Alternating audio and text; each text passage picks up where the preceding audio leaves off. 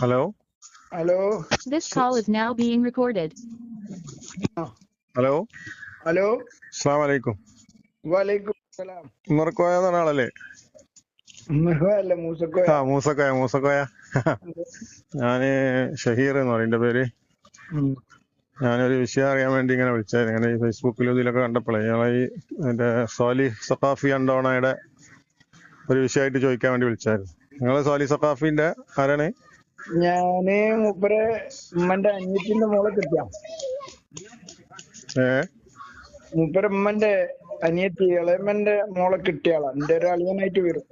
നിങ്ങൾ അളിയനായിട്ട് വരില്ലേ? അത് മൂപ്പര് ഒരു 6.5 പവൻ കട്ട് എന്ന് ഇങ്ങനെ നിങ്ങളെ വീട്ടിൽ നിന്ന് കുടുംബത്തിൽ നിന്ന് കട്ട് എന്ന് പറഞ്ഞത് അതൊരു സംഭവം എന്താണ് അതിന്റെ ഡീറ്റെയിൽസ് എന്ന് അറിയാൻ വേണ്ടിട്ട്. അത് ഞങ്ങൾക്കൊന്നും വിശ്വസിക്കാൻ കഴിയുന്നില്ല. അങ്ങനെ ഒരു സംഭവം വളരെ അത്രയും നമ്മള് ഒരു നല്ലൊരു വ്യക്തിയായിട്ടാണ് കണ്ടത്. പക്ഷെ ഇങ്ങനെ ഓന്റെ ഇളയമ്മ സുഖമില്ലാതെ സീരിയസ് ആയിട്ട് കിടക്കുക. അതായത് മിണ്ടിയില്ല, ഓർമ്മ ഒന്നും ഉണ്ടോന്ന് അറിയില്ല, ഇങ്ങനെ കിടക്കുന്ന ഒരു അവസരമാണ്. എന്നിട്ട് അതിനെ കാണാൻ വേണ്ടി സന്ദർശിക്കാൻ വേണ്ടി വന്നതായിരുന്നു. ഓനും അവന്റെ ഭാര്യയും മക്കളും. കാണാൻ മരിച്ചപ്പോ സുഖമില്ലാതെ കാണാൻ വന്നല്ലേ? സീരിയസ് ആയി കിടക്കുമ്പോൾ കാണാൻ വന്നതാണ്. മാത്രല്ല ഓൾക്ക് വേറൊരു ഉദ്ദേശം കൂടി ഉണ്ടായിരുന്നു. അതായത് അളിയന്റെ ഭാര്യ അവന്റെ അടുത്തുനിന്ന് എന്തെങ്കിലും കുറച്ച് പൈസ അല്ലെങ്കിൽ ഒരു പണയം വെക്കാൻ കുറച്ച് പൊന്നോ അങ്ങനെ എന്തെങ്കിലും ചോദിക്കാൻ വേണ്ടിയിട്ട് കൂടിയാണ് വന്നത്. അതായത് പിന്നെ അപ്പോ ഞാനിപ്പോ ഓല് സംസാരിച്ചപ്പോ എന്തായാലും ഓല് വന്നത് കാണാൻ മാത്രമല്ല ഓളിനെയും കാണാൻ കൂടി. ഞാൻ അളിയന്റെ ഭാര്യനോട് സംസാരിച്ചപ്പോ അളിയന്റെ ഭാര്യ പറഞ്ഞ് എന്നെയും കൂടി കാണാനാ വന്നത്. ഒരു പൈസ അല്ലെങ്കിൽ പൊന്നെന്തോ ഉണ്ടെങ്കില് അതോ ചോദിക്കാൻ വേണ്ടിയാണ് വന്നത്. അപ്പൊ ഈ ഉമ്മ ഒരു അലമാര വാങ്ങണം എന്നിങ്ങനെ ഒരു ആഗ്രഹം ഇങ്ങനെ എപ്പോഴും പറയലുണ്ടായിരുന്നു, പുതിയ അലമാര. അപ്പൊ ഒരു അളിയൻ ഒരു അലമാര വാങ്ങിക്കൊടുത്തു. അത് ഉമ്മാന്റെ റൂമിലിട്ട്. അപ്പൊ ആ അലമാറിന്റെ അകത്ത് പിന്നെ ഈ ഉള്ളിലൊരു ചെറിയൊരു ഷെൽഫ് പോലുള്ള സ്ഥലം ഉണ്ടാവും. അപ്പൊ അതിലേക്ക് എന്റെ വൈഫ് അവിടെ നിൽക്കുമ്പോ ഓളെ സ്വർണം കഴിച്ച് അതിൽ വെച്ച്. അങ്ങനെ ഞാന് അവിടെ ചെന്നപ്പോ അലമാറൻ കണ്ട്. ഇപ്പൊ ഉമ്മച്ചി ആഗ്രഹം പൂർത്തിയാക്കി കൊടുത്തല്ലോ, അലമാറയൊക്കെ വാങ്ങിയല്ലോ എന്ന് പറഞ്ഞ് ഞാനൊന്ന് തുറന്നു നോക്കിയപ്പോ ഈ ഒരു ചെയിൻ മാത്രമുണ്ട് ഈ ഷെൽഫിന്റെ ഒരു മൂലക്കല്. അപ്പൊ ഞാനതെടുത്ത് ഈ സെന്റിലായിരുന്നു, ഈ നടുക്കായിരുന്നു. ഞാനതൊന്ന് ബാക്കിലോട്ട് മാറ്റി വെച്ചു. പെട്ടെന്ന് ഒരു കാണണ്ടെന്ന് വിചാരിച്ചു. ഇത് ലോക്ക് ചെയ്തിട്ടൊന്നുമില്ല.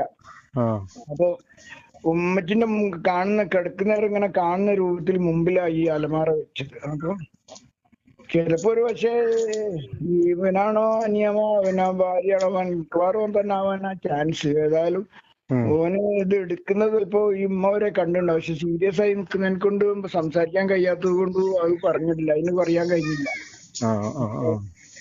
അത് എടുത്ത് ഇവര് പോയി. കുറച്ച് കഴിഞ്ഞ് ആണ് ഇവര് എന്തോ യാദൃശികമായിട്ടൊരു ഓർമ്മ വന്നത്. പെട്ടെന്നൊന്നും എടുത്തിട്ടൊന്നുമില്ല.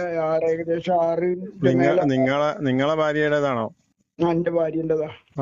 അപ്പൊ ഇവള് ഇങ്ങനെ ഇതൊക്കെ ശരിക്കും പറയണ എല്ലാരും തരിച്ചുപോയി. ലേശം പൈസന്റെ മുതലല്ലല്ലോ, 6.5 പവനിന്റെ അടുത്ത് കാണും.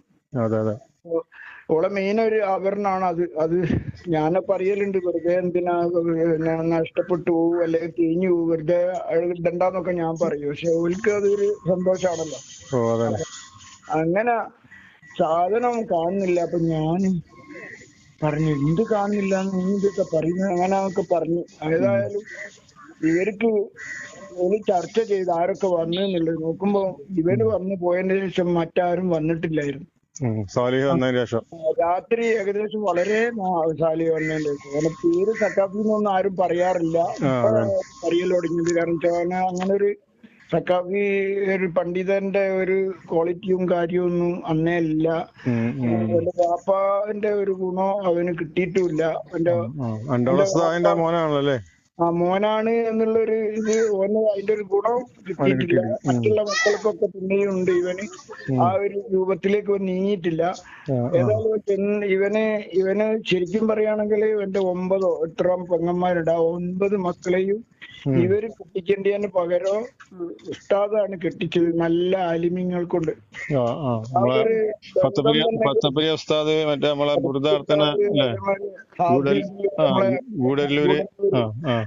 ഒരുപാട് കൊടുവള്ളിണ്ട് ഒരാള്. ഒരുപാട് എല്ലാരെയും പേരൊന്നും എനിക്കറിയില്ല. അപ്പൊ എല്ലാരെയും ഞാൻ അറിയെങ്കിൽ പേരറിയില്ല. ഒരാള് ഇവിടെ ഏർവാടി മരണപ്പെട്ട് അവിടെ മറവ് ചെയ്തതാണ്. അപ്പൊ അങ്ങനൊക്കെ ഏതായാലും ഇവന് ഈ സാധനം എടുത്ത് പോയതാണ് എന്ന് തോന്നി. പിന്നെ ആൾക്കാർക്ക് രാവിലെ പോകാനൊന്നും മനസ്സിലായ, രാവിലെ പോയാ പോരെന്നൊക്കെ ഇങ്ങനെ എല്ലാവരും ചോദിച്ചു. പറ്റൂല, ഇപ്പം തന്നെ അങ്ങനെ രാത്രി അർദ്ധരാത്രി തന്നെ കാറും എടുത്ത് മലപ്പുറത്ത് എവിടെ താമസിക്കുന്ന സ്ഥലത്തേക്ക് വണ്ടി വിട്ട്. അതിന്റെ മുമ്പൊക്കെ അതില് കോളൊക്കെ ചെയ്തിരിക്കുന്നു. കോളൊക്കെ ചെയ്തിട്ട് ഞങ്ങൾ ധാരെടുത്തും പറയല, നിങ്ങള് ആ സാധനം അങ്ങ് തന്നാ മതി, കൂടുതലൊന്നും പറയണ്ട എന്ന് പെണ്ണുങ്ങളാരോ വിളിച്ചു പറഞ്ഞു. ഏതായാലും ഇവരവിടെ ചെന്ന് എന്തായാലും കുഴപ്പമോ, കാരണം പോയത് അങ്ങനത്തെ ആളുകളൊക്കെ പോയത്. അപ്പൊ 3-4 ആള് ഒരു കാറ് നിറയെ ആൾക്കാർ അങ്ങോട്ട് പോയി. താമസിക്കുന്ന നാട്ടില് എനിക്ക് സ്ഥലനോട് പറഞ്ഞു, ഈയിടെ അവിടെ മലപ്പുറത്ത് എവിടെയാണ്, വളരെ ലോങ് ആണ്. കാരണം ഏകദേശം 10-60 കിലോമീറ്ററോളം പോണം. അവിടെ കറക്റ്റ് അറിയില്ല. ഏതായാലും അവിടം വരെ പോയി സാധനം നിങ്ങൾ വീട്ടിലേക്ക് വരണ്ടെന്ന് പറഞ്ഞു. കാരണം വീട്ടിൽ വന്നാൽ ഇപ്പോ എന്തെങ്കിലും വെച്ചിട്ട് ഏതോ ഒരു ചെറിയന്റെ കയ്യിൽ സാധനം റോഡുമേലേക്ക് കൊടുത്തുവിട്ടതാണ്. അത് കിട്ടതോടുകൂടി ഇവല് അൽഹംദുലില്ലാഹ് പറഞ്ഞ് ഇവല് പോന്ന്. അപ്പൊ ഇവരുടെ സ്ഥിതി എന്തായിരിക്കും? അപ്പൊ ഒരുപാട് കുടുംബത്തിൽ നിന്നൊക്കെ ചെറിയ സ്വർണങ്ങളൊക്കെ ഇങ്ങനെ പോയിട്ടുണ്ട്. എല്ലാവർക്കും ഇപ്പോ ഇതാണോ ഇങ്ങനാണോ സംഭവം എന്നുള്ളത് എല്ലാവർക്കും ഇപ്പൊ സംശയമായി മാറി. കാരണം ആരും ഓർക്കൂലല്ലോ. കാരണം ചെറിയ കുട്ടികളൊക്കെ ഇങ്ങനെ കളിപ്പിക്കുകയൊക്കെ ചെയ്യുമ്പോ ആ വീട്ടിൽ നിന്ന് തന്നെ പോയിട്ടുണ്ട്. പിന്നെ കുടുംബത്തിൽ പെങ്ങന്മാരെ വീട്ടിൽ നിന്നൊക്കെ അങ്ങനെ പോയിട്ടുണ്ട് പലരും ഇങ്ങനെ ഓരോരുത്തർ. പക്ഷെ ഓനടുത്ത് നമ്മൾ പറയുന്നില്ല, ഇതിപ്പോ കയ്യോടെ പിടിച്ചുകൊണ്ട് പിടിച്ചോണ്ട് ബാക്കിയുള്ളത് ഇപ്പോ തന്നെ ആവുന്നുള്ള സംശയം കുടുംബക്കാർക്ക് വന്നിട്ടുണ്ടോ? എല്ലാവർക്കും ഉണ്ട്. പക്ഷെ പ്രൂഫ് ഇല്ലാത്തത് കൊണ്ട് ഇതിപ്പോ എല്ലാവർക്കും അറിയുന്ന സംഭവം. അങ്ങനെ കുറച്ച് ഞങ്ങളാരടുത്തും പറഞ്ഞില്ലായിരുന്നു. പക്ഷെ കുറച്ച് എങ്ങനോ ഇത് ലീക്ക് ആയതാണ്. എന്റെ അളിയന്മാരും എല്ലാവർക്കും അറിയാം വിവരം, സംഭവം. ഏതായാലും അൽഹംദുലില്ലാ 100 വട്ടം പഠിച്ചവനെ സ്തുതിക്കാൻ. വാങ്ങിക്കൊടുക്കാൻ എന്നെ കൊണ്ട് ഇപ്പൊ പറ്റൂല, എന്റെ ഇപ്പുള്ള അവസ്ഥയില്. അതുകൊണ്ട് ഏതായാലും നമ്മൾ അത്രയും വിശ്വസിച്ച ഒരാളെ വീട്ടിൽ കയറ്റിയ അത്രയും ഓനൊരു പ്രത്യേകിച്ച് ഒരു മൊയിലാര് വേഷം കൂടെയാണല്ലോ. അതാണ് ഇങ്ങനെ വിചാരിക്കുക. എങ്ങനെ എന്ത് ഒരു ചിന്താഗതിയാണ് ഇവരുള്ള, എന്തിനാ ഇവര് ഫോളോ ചെയ്യുന്നത് മനസ്സിലാകുന്നില്ല. ഇവനിപ്പോ പൈസ ഇവനിപ്പോ എന്താ ജോലി ഉണ്ടോ ഏതെങ്കിലും പള്ളിയിൽ എന്തെങ്കിലും? ഇങ്ങനത്തെ ഒന്നും എവിടെയും കേട്ടിട്ടില്ല. ഇങ്ങനെ എന്തെങ്കിലുമൊക്കെ അയാളെ കൂട്ടത്തിൽ നടത്തുന്നിട്ടൊക്കെ ആയിരിക്കും ജീവിക്കുന്നതെന്നാ തോന്നുന്നത്. പക്ഷെ അയാൾ ആവശ്യപ്പെട്ടിട്ടാണോ പൈസ എന്താന്നറിയില്ല. അയാൾ അഡിക്റ്റ് ആയിട്ട് ഉണ്ടോ അയാളെ സ്ഥിതി. ഞാനും അയാളൊരു നല്ല മനുഷ്യനാന്നൊക്കെ തോന്നിപ്പോയിരുന്നു നമുക്ക് അങ്ങനെ. പക്ഷെ ഈ ഗ്ലോബൽ വില്ലേജിലെ ആ ഫോട്ടോവും ആ രൂപവും കണ്ടതോടുകൂടി എന്റെ മനസ്സ് ആകെ വിശ്വസിക്കാൻ കഴിയുന്നില്ല. കാരണം ഒരു ചെറിയൊരു പണ്ഡിതന്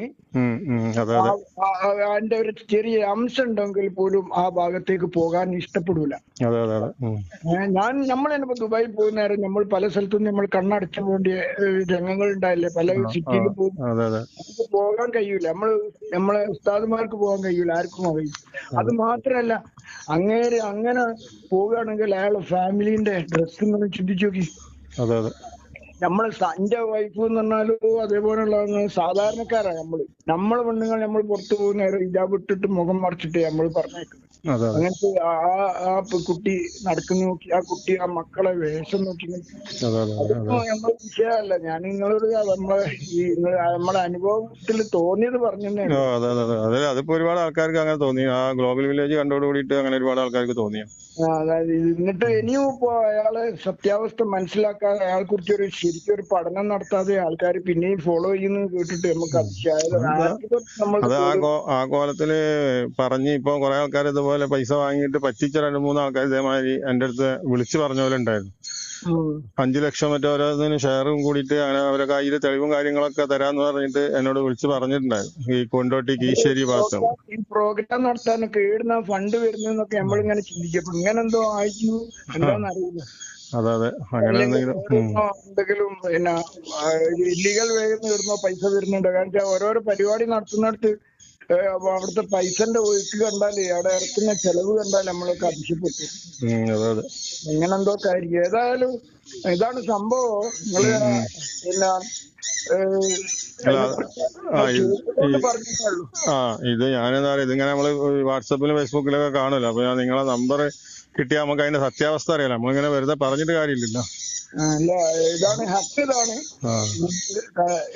അതായത് നമ്മളെന്താ അറിയോ, ഇത് പറയുന്നില്ല എന്ന് വിചാരിച്ചായിരുന്നു. പക്ഷെ ഇവന്റെ ഇപ്പോഴുള്ള ഈ ഓന്റെ കുടുംബത്തിനെ നന്നായിട്ട് സഹായിച്ച ഉസ്താദിനെ എങ്ങനെ പിന്നെ കുറ്റം പറയുകയും ഉസ്താദിന് തെറി പറയുന്ന ടീമിൽ ഇവൻ പോയി എന്ന് കേട്ടിട്ട് ഇവനിക്ക് വിശ്വസിക്കാൻ കഴിയുന്നില്ല. എന്താ ഇവന്റെ മാനസിക അവസ്ഥ? അതായത് ഇവൻ ചെയ്യേണ്ട വർക്കാണ്, ഇവൻ ചെയ്യേണ്ട കാര്യമാണ് ഇവൻ ഉസ്താദ് ഇവന്റെ കുടുംബത്തിന് വേണ്ടി ചെയ്തു കൊടുത്തത്. ഉസ്താദിന് വലം കൈ ആയിരുന്നില്ല പണ്ടോട് ഉസ്താദ്. അപ്പൊ ആ ഒരു ഉസ്താദ് കാണിച്ചിട്ടുണ്ട്. ഒരൊറ്റ പുയ്യാപ്പിളിനെയും പിന്നെ മറ്റാരും തെരഞ്ഞിട്ടില്ല. ഉസ്താദിന്റെ ശിഷ്യന്മാരെ തന്നെ ആ കുട്ടീനെ കെട്ടണോ അല്ലെങ്കിൽ എനിക്ക് സഹായിക്കാൻ പറ്റുമോ എന്ന് ചോദിക്കുമ്പോ ഓലെല്ലാരും ആർദവമായിട്ട് കൈനീട്ടി സ്വീകരിച്ചതാണ്. അപ്പൊ അതിന് കൊടുക്കേണ്ട പൊന്നും കാര്യവും ചെലവും എല്ലാം ഉസ്താദ് കൊടുത്തതാണ്. ഉസ്താദ് ചെലവ് ചെയ്ത എല്ലാ കാര്യങ്ങളും. വേറൊരു ജ്യേഷ്ഠനും വേറൊരു അന്യനും ഉണ്ട്. അവരൊക്കെ നല്ല ഇവർക്കൊക്കെ നന്ദിയുണ്ട്. എപ്പോഴും പറയാറുണ്ട് ഉസ്താദിന്റെ സഹായം കൊണ്ടാണ് ഞങ്ങൾ ഇങ്ങനെ നിലയിൽ എത്തിക്കിട്ടിയത് എന്നൊക്കെ ഓലൊക്കെ പറയലുമുണ്ട്. ഇവന് ഇങ്ങനെ ആയിപ്പോയി, എന്ത് ചെയ്യാൻ പറ്റും? ഇവനിപ്പോ മറ്റുള്ളവർക്ക് വേണ്ടിട്ട് ഇതുപോലെ വീട്ടിലെ കുടുംബക്കാരൊക്കെ ഇപ്പൊ അറിയില്ലല്ലോ, വിശ്വസിച്ച് കയറ്റി. ഇപ്പൊ നിങ്ങൾ പറഞ്ഞാൽ കുറെ വീട്ടിൽ നിന്നൊക്കെ സ്വർണം പോയി എന്ന് പറഞ്ഞാൽ ചിലപ്പോ അതിന്റെ ബാക്കിലൊക്കെ ചിലപ്പോ ഇവൻ തന്നെ ആയിരിക്കും അല്ലേ?